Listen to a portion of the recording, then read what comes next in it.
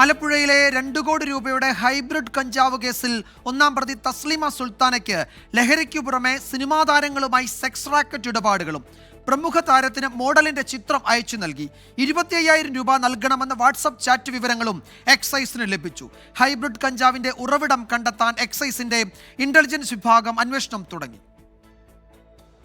കേസിലെ ഒന്നാം പ്രതി 41-കാരി തസ്ലീമ സുൽത്താനയുടെ ഫോൺ ശാസ്ത്രീയ പരിശോധനയ്ക്ക് അയച്ചതിലെ പ്രാഥമിക വിവരങ്ങളാണ് പുറത്തുവരുന്നത്. ലഹരി ഇടപാടുകൾക്ക് പുറമെ സിനിമാ മേഖലയിലെ ഉന്നതരുമായി പെൺവാണിഭത്തിന് ഇടനിലക്കാരിയായി തസ്ലീമ പ്രവർത്തിച്ചു. ഒരു പ്രമുഖ താരത്തിന് മോഡലിന്റെ ചിത്രം അയച്ചു നൽകി വില പറഞ്ഞതിന്റെ തെളിവുകൾ എക്സൈസിന് ലഭിച്ചു. കേസിൽ എക്സൈസിന്റെ ഇന്റലിജൻസ് വിഭാഗം പ്രത്യേക അന്വേഷണം ആരംഭിച്ചിട്ടുണ്ട്. ഹൈബ്രിഡ് കഞ്ചാവ് എത്തിച്ചത് തായ്ലൻഡിൽ നിന്നാണെന്നാണ് പ്രാഥമിക അന്വേഷണത്തിൽ വ്യക്തമായത്. വിമാനത്താവളങ്ങളിലെ സുരക്ഷാ പരിശോധനകൾ മറികടന്ന് കഞ്ചാവ് എങ്ങനെ ഇന്ത്യയിൽ എത്തിച്ചുവെന്നും വിദേശത്തേക്ക് നടത്തിയ സാമ്പത്തിക ഇടപാടുകളുടെ വിവരങ്ങളുമാണ് ഇന്റലിജൻസ് വിഭാഗം പരിശോധിക്കുന്നത്.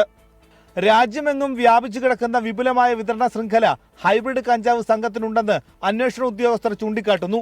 അറസ്റ്റിലായ തസ്ലീമയും ഫിറോസും നിലവിൽ റിമാൻഡിലാണ്.